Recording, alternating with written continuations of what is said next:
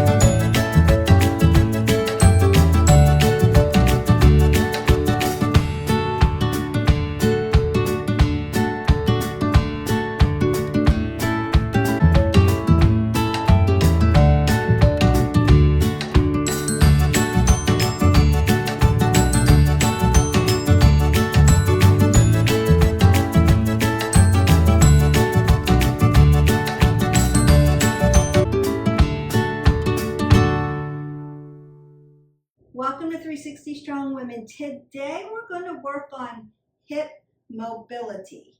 We are going to be doing some stability things in order to move our hips, but this is all about doing those dynamic movements and then some static movements at the end that are going to allow your hips to open up. I want you to start small, and I want you to practice this all the time. Particularly the one where we open up our hips and then I get you standing on the floor without using your hands. We need to be able to get our body up off the ground without using furniture or our hands, so that one, we build our core strength, we build our hip stability and mobility, and that is going to allow us to perform better functionally, but also keep our hips safe so that when we fall, we can get up off the ground, and we have less risk of injury for our hips if we can keep them fluid and mobile. Remember the chain, right? We've been working through this. We did ankles and feet. Your feet are your stabilizers. Your ankle is your mover. We did a whole video on that. Then our knees, right? Our knees are stable. And we did some strengthening, mobility, stability on the knees so that you keep your knees nice and strong. And now we're up into our hips. And what we know about hips are our movers. Our low back is stable. We worked on some of those stability exercises for strengthening of that low back. You want to keep it nice and stretched, but you want to keep it stable. But your hip is your mover. We want to be able to externally rotate at the hip and internally rotate at the hip, and then keep it wide open and moving. So today we're going to work on mobility of the hip. I want to warm you up around the hip.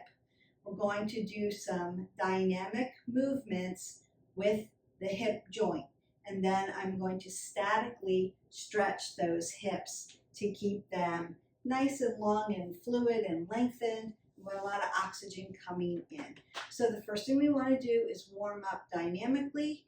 I'm just going to open up that vascular system really quick, and then we're going to begin those movements. So stepping side to side. Now what connects to your hips, right? Your glutes, your legs, your low back, right? It's all encompassing. Think about it as a chain of stability and mobility. That's what I've been teaching you so that you can keep things where they need to be stable and where they may be moving. Your hips are movers. You got to keep them open, alive, awake, and moving so they don't get stiff and you don't get sore. All right. So just moving side to side, opening up that vascular system, getting those glutes opened up. Bring your knees up to your chest again.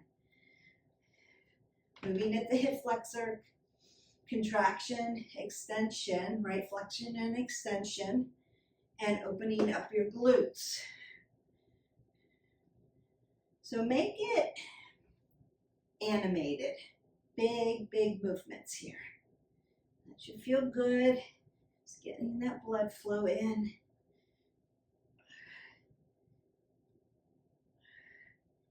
And then kick it back, right? Hamstrings, they also connect. And then I'm going to push back and stretch that hip flexor. It's a big kick back. Let it stretch. If you need to put your hands on it, you can, right? Just to feel that lengthening of those hip flexors. And what did we say before?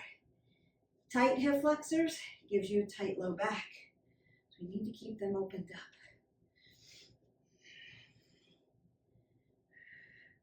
And I'm going to take them around for internal, external rotation. Internal, external rotation. So just a little crescent kick, doesn't have to be high. It's a little internal, external around the hip. There we go.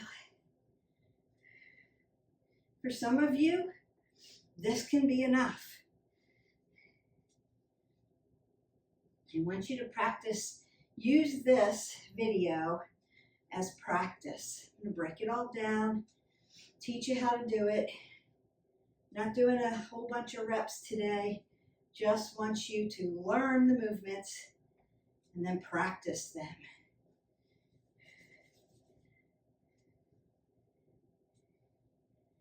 Beautiful. And then again, if you need extension, stretch that out. Them long and lean. Beautiful. Then I'm going to come down to the ground and I want to move into that Anjayneasana, right? That low crescent lunge. So I'm going to untuck my foot in the back. My ankle comes to the back of my knee, comes up to my hip. And I'm going to lengthen out my hip flexor. But I'm not bending over. I want to feel this. I'm going to sit up nice and tall. And then I'm going to reach back. Dorsiflexion of that toe. So hamstrings, hip flexors, quads, hamstrings, glutes, hip flexors, quads. Keep it moving. Sometimes we can hold this static, like at the end of your workout. We're warming up. Warm up around that hip. Beautiful. Now, come up and come side to side. Not in a full broken triangle, but knee behind the toe into that nice side lunge with a flat back. And then come down to that other side. And again, Anjayneasana. Squeeze down into it and then kick it back. Arhdo Hanamasana, half monkey pose. Hamstrings, hip flexors, and around the hip we go. And we're moving. So you can make this fluid, moving, dynamic, instead of static. And again, at the end, you can hold these static at the end of that workout. All right. Now, I'm going to come down to the ground. I want to work simple supine twist. I'm going to do this catty corner so you can see this, and we're going to be doing it in motion. So I'm going to lay down, supine position. My arms are going to come out to a T so that my shoulders are on the ground. We want to keep your shoulders on the ground. And then I'm going to take my hips over to the side. Tap, tap. Bring them in, take them over, tap, tap. The shoulder's going to remain on the ground. You may not be able to get your legs all the way over without lifting up that shoulder. If you can't, go to where you can go. So one leg may be here, right? You may have to put a block in between. It's okay. Just don't lift your shoulders off the ground. Giving that spine a nice twist out and working around that hip. And we're doing it in a moving position. And I'm breathing. I'm not holding my breath. Good, good, good.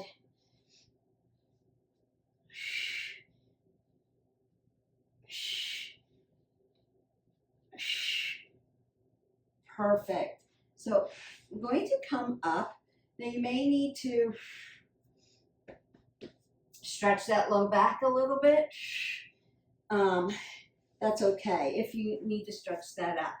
Now we are going to do what's called seated hips, right? We're going to open up those hips, seated hips, the standing position. I'm going to show you how to get up off the ground without using your hands or furniture.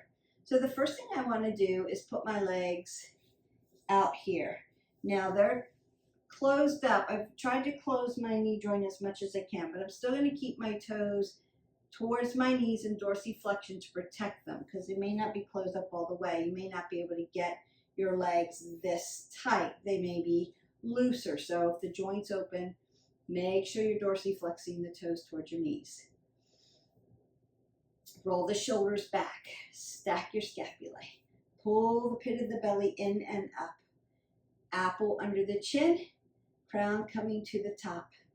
Hips driving into the mat equally.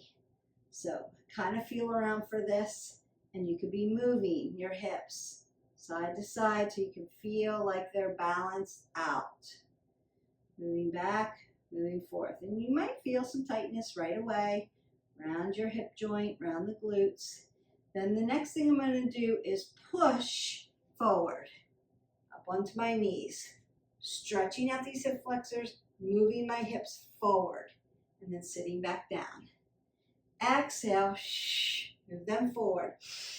Inhale, sit back down. Exhale, move them forward, sit back down. We're going to do that 2 more times. Exhale it out. Inhale, and then exhale. And sit back down. So the first thing we want to do is get comfortable sitting like this.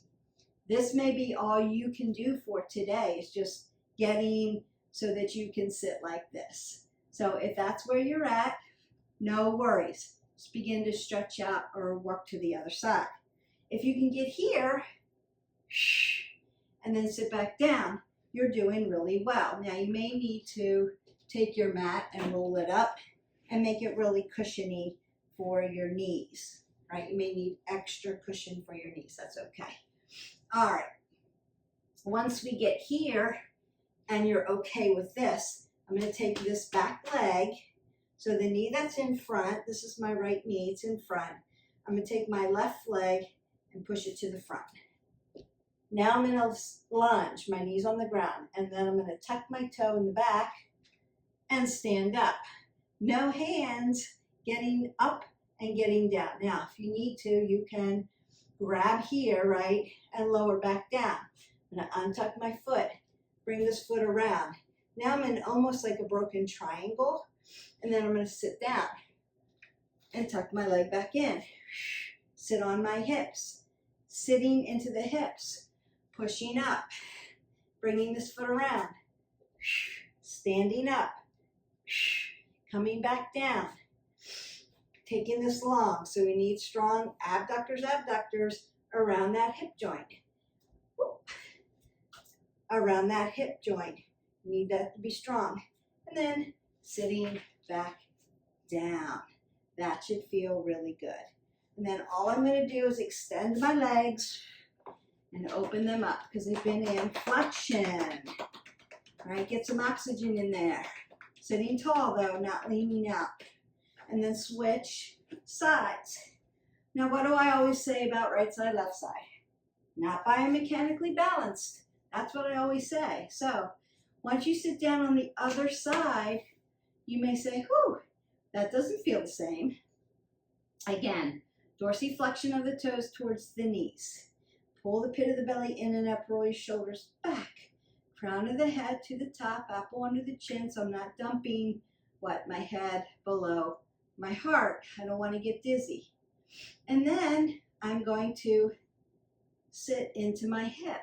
And I can already tell that this side's a little tighter than the other side was. So you might rub some things where you feel them tight, or just take notice. Not biomechanically balanced. I'm doing something. For me, it's getting into my car because I'm short and I have to lift my hip up to get myself into my SUV and back down. And so I tend to sit into this hip and I have to push into this hip because I'm usually leaning on one side and then it makes one side tight. So just think about how you functionally live. I have to get into my car every day. And so for me, I think that's what that is. It's just that movement into the car and up and down. So roll out, ice up, stretch those tight sides. And then I'm moving my hips up and down. Exhale, inhale. Very good. Dorsiflexion of those feet, keeping those knees safe and down. And then the more you do, maybe the more your hips start to relax a little bit, right? Your brain's definitely getting to that point where I know what we're going to do. I'm going to bring this leg around to the front. Tuck my toe. Lift up, standing up, no hands. Look, Mom, no hands. Bring it down. Bring it around to the side. Stretching this out. Abduction, abduction. Sitting down and tucking it in. Sitting back on my hip. Lift up. Bring my foot around. Core, core, core. Practice this. So good for you. There we go. The older we get, the harder these things are. So we want to stay open and strong. Lift up. Bring your foot around. Tap it up. Bring it down. Lift it over. Sit it down. Wow. Very good. And then unroll my mat. Lengthen it out. Put some fluidity in there. It should feel good. And you may need to roll it side to side. You can roll side to side. That's okay. All right, the next one we're going to do, I'm going to do this modified. Eventually, you're going to do this with legs straight, but for now, we're going to bend our legs. So the first thing is going to be a straddle fold. Straddle fold, right? Apple under the chin. So I'm not going to lay all the way down. I do want to open up around that hips, but I'm not holding that static. So I'm going to slide down, straddle fold, slide up, bring my feet together. This is where I'm going to bend this knee. And then extend this leg out, bring it in, extend it down, extend this leg out, bring it in, and bring it down. Sit down, straddle fold. Leg out, leg in, push it down, leg out, leg in, push it down. Straddle fold. A little further now. Leg out, bring it in, bring it down, leg out, bring it in, bring it down. What are we going to do eventually? Stand up straight. You're going to really feel that in your hamstrings. So eventually we're going to be in a reverse, almost reverse tabletop. Bring one knee in, take one knee out, bring one knee in, bring one leg out. So really pushes into those hamstrings and glutes around the hip joint. So for now, we're just practicing because we're learning. to bend that knee. And then extension, flexion, down, sit, straddle. Ah, getting there.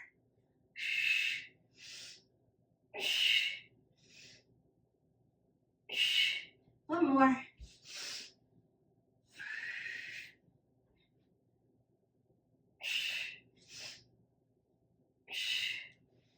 And release. You should be feeling this all around your hips, into the low back, into the quads, into the hamstrings, into the glutes, everything that is connected.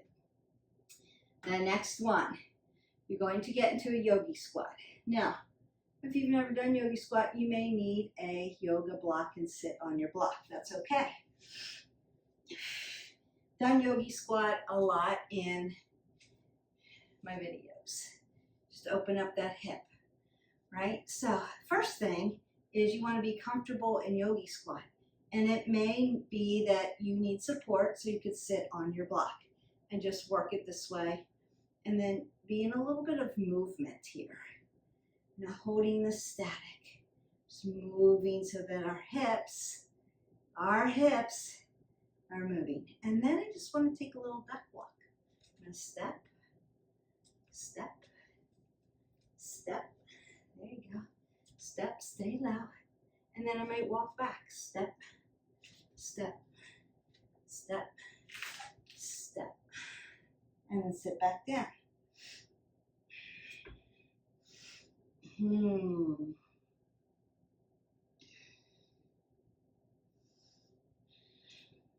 Then extend the legs. It's a movement in them. Take them side to side. You may need to windshield wiper them side to side, like we did in that little simple supine twist, right? Just opening them up and putting some movement in them side to side.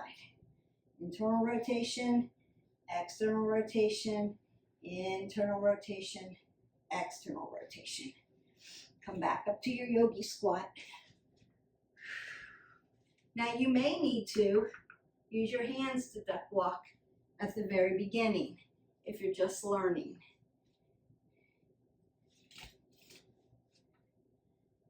And then eventually you'll get there duck walking without your hands. So that's the first thing we want to do. Hang out in yogi squat. Then duck walk it up, duck walk it back. Doesn't have to be a lot. The next one we're going to move. Knee down, knee up, knee down, knee up, knee down, knee up, knee down, knee up, knee down, knee up, knee down, knee up. Take it through. Work it out. Windshield wiper it. Nice. You should feel intensity around those hip joints, especially if you're not used to using them that way. Beautiful. All right. And you can go back to practicing.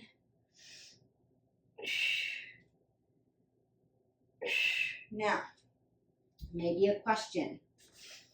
I hinge forward, I come back. My arms externally rotate back here. My legs come in. My booty's off the ground here. Just FYI, I'm holding my body up. Right, it's not sitting on the ground. But if you need to start there, that's okay. Eventually, I want you to lift your glutes up off the ground when you do that one. Then you go into yogi squat. Yes, all right. Back to your yogi squat. So it could be yogi squat, hang out there. Duck walk up, duck walk back. Knee down, knee down. Then we shuffle. Side to side. Now you need your hands to help you move side to side. So it's just a little push. Side to side, staying very low. Side to side. and extend. I want to keep you moving. Again, moving those hips. You can bend back and forth.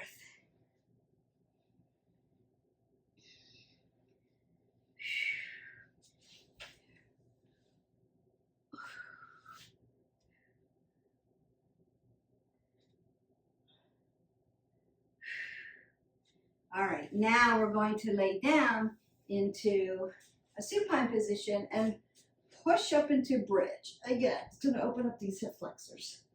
Open up your back. Keep this tight. To set it up, 2 fists between your knees. Drop your legs down. Your hip follows your hip flexor follows your knee, follows your ankle. Roll those shoulders back. Tuck it in, squeeze. Lift everything up.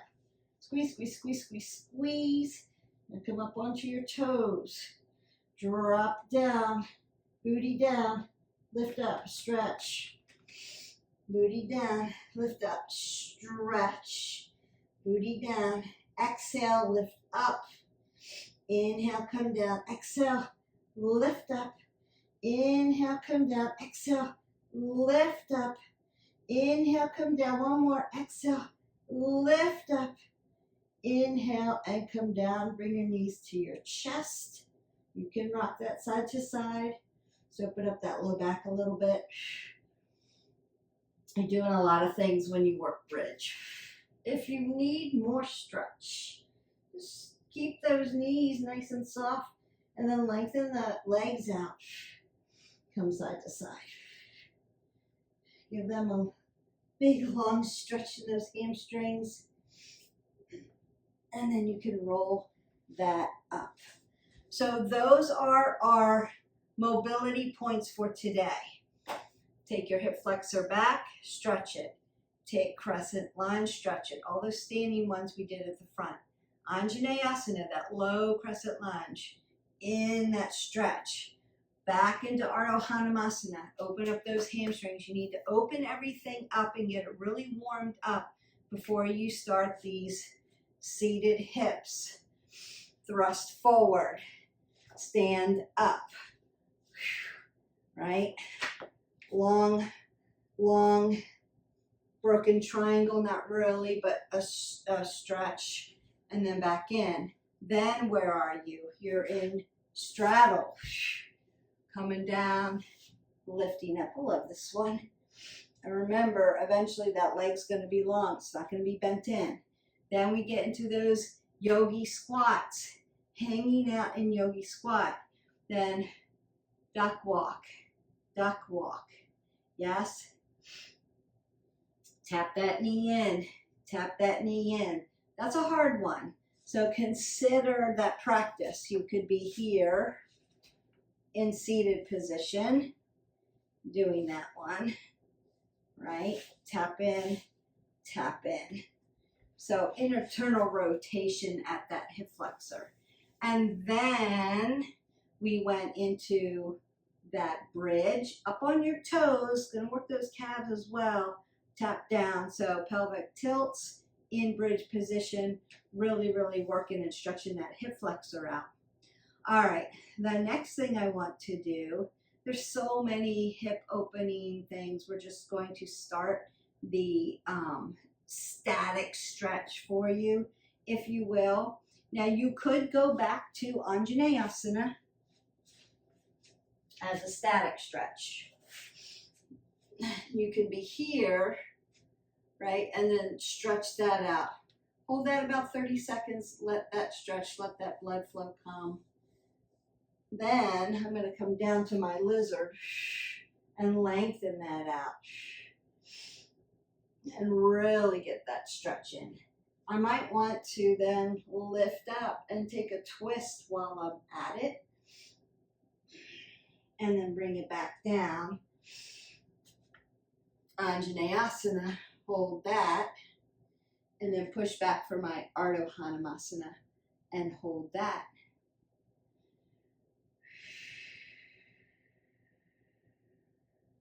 And we just come to the other side. So first I want to do that straddle again, but we're going to do a Prasarita Uttanasana Standing straddle fold.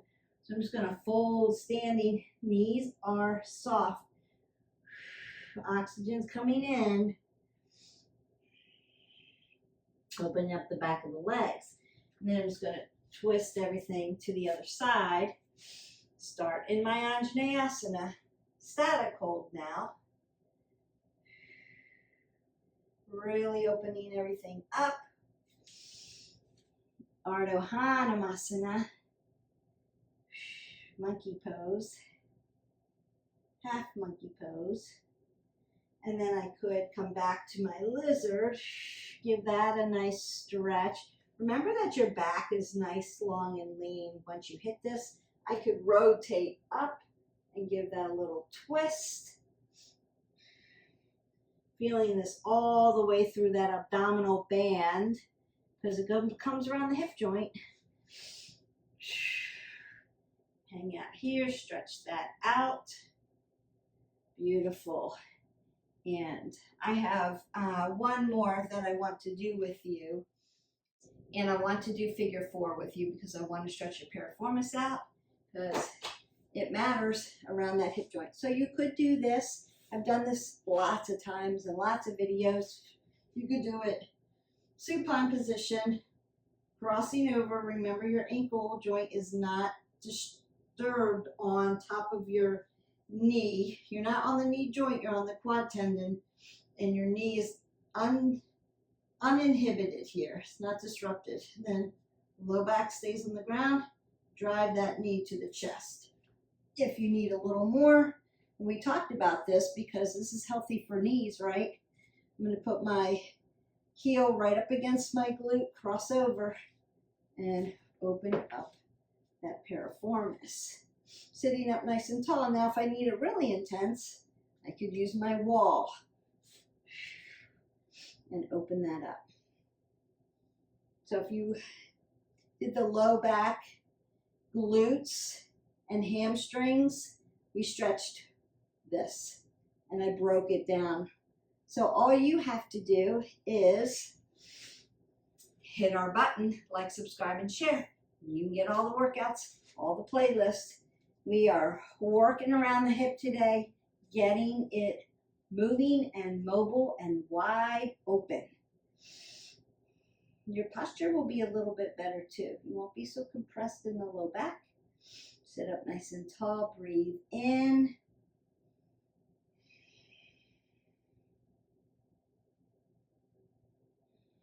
Stretch that open. Beautiful. And then I'm going to come back to my seated straddle fold, but this time I'm going to hold it. Now I'm always what? Dorsiflexing my toes towards my knees. My knee joints are soft. I want oxygen coming all the way through the leg, keeping that apple under my chin, my head above my heart. And I'm not dumping what? My shoulders. So I've got a nice flat back. Breathing in and out. On that exhale, fold a little bit more.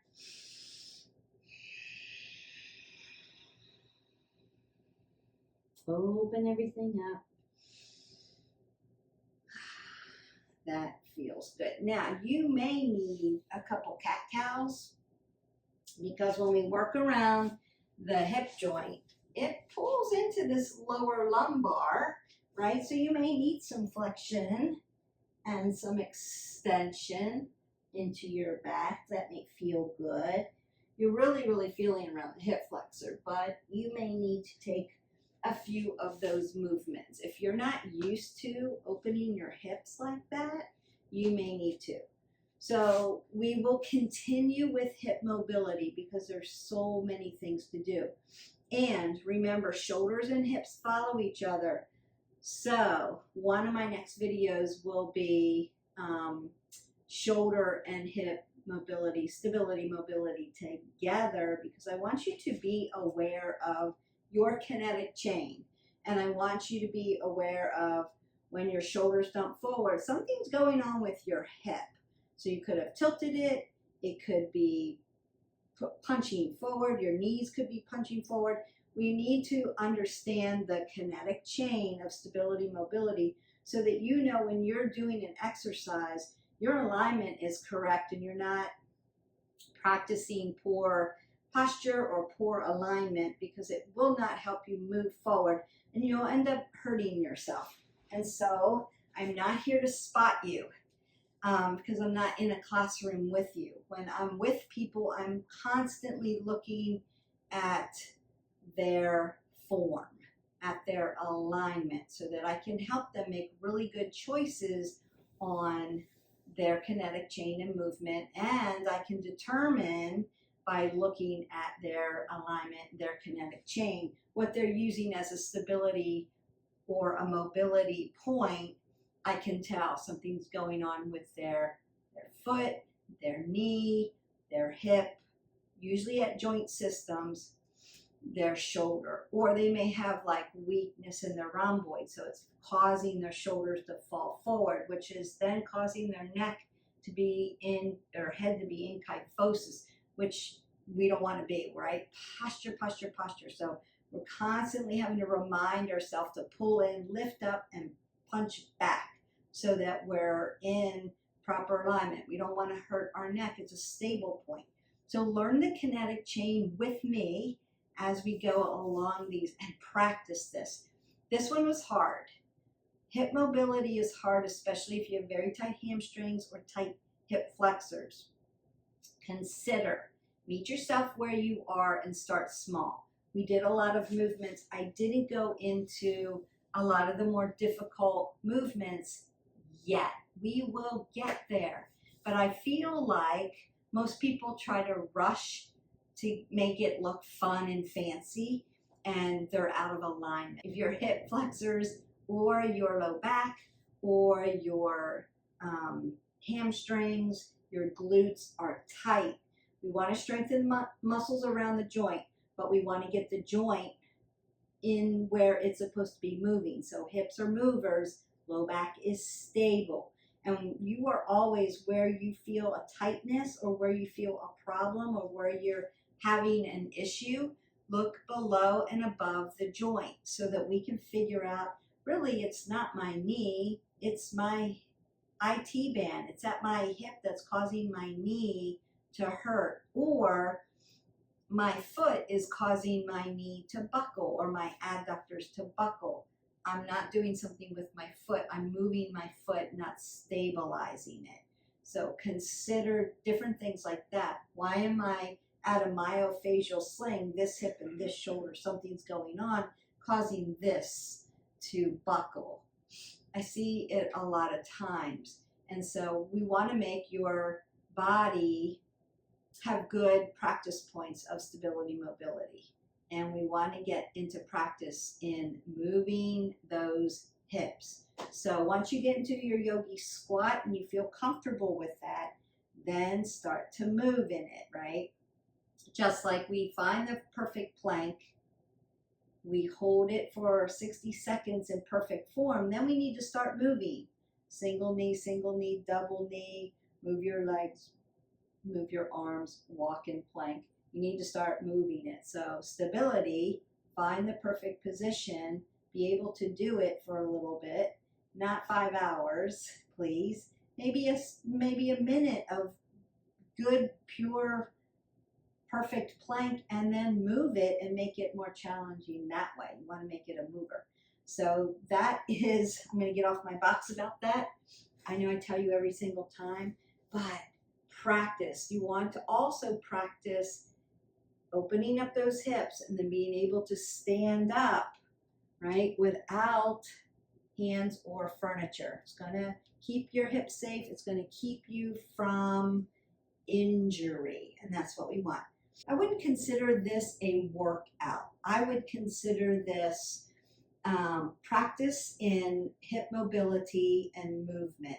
Practice in core, because in order for your hips to move and you move from one space to another, you have to have a very strong, tight core.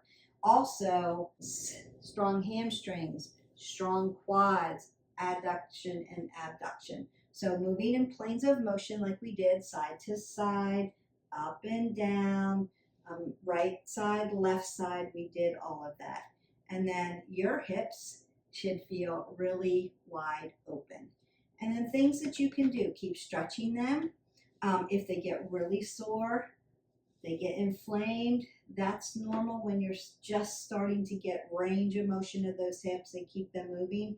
You can ice them and then soak them. You could do an Epsom salt soak, 2 cups of Epsom salt in warm water, not scalding hot water, but warm water. 20 minutes, that's your number. Then you're going to get out after that. That's going to push that lactic acid out of the muscle, help with recovery. What are some other things that help with recovery? So the ice takes the inflammation down. The heat or the Epsom salt brings the blood back to your muscles and helps recover them. Other things that can recover muscles, so cold, hot, cold, always starting in with cold, and then you can put warm compresses on. You can rub Epsom salt in. Arnica is also a great help. I wouldn't use the chemical ones, the icy hot and stuff, because you're putting a lot of chemicals in your body and you can only use it a certain amount of time. Epsom salt you can use as much as you need for soaks. Arnica you can also use for bruising and for swelling, for aches and pains, as much as you need, because it's an herb, it's natural. And you can get cream, arnica and Epsom salt cream, if you don't want to get into a tub and soak. You can do the creams. You can do that. That's also for recovery. Make sure you're hydrating your body, 8 ounces of water. You're doing the stretch. You're not like moving in the exercises and going through the motions and then walking away. Make sure you're stretching. That's going to help you with range of motion, lengthening of the muscles and getting them flexible, right? Like cooked pasta. Not hard and short and brittle. And moving through the day. We want to move through the day so you don't get stiff once you've done your workout. Lots of things that you can do. Pickle juice is also a great recovery for muscles. So if you like pickle juice, take in a couple tablespoons and it'll help you recover.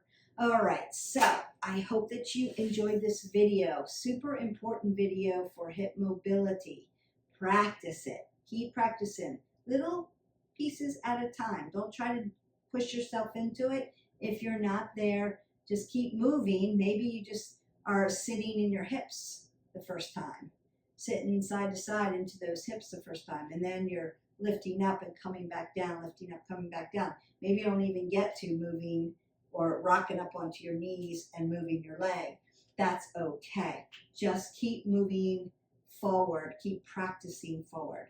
As they open up and they get a little bit more mobile, you'll be able to do more and more and more, and then we'll add more difficulty to it. So we'll up level once you get there. But start small, meet yourself where you are.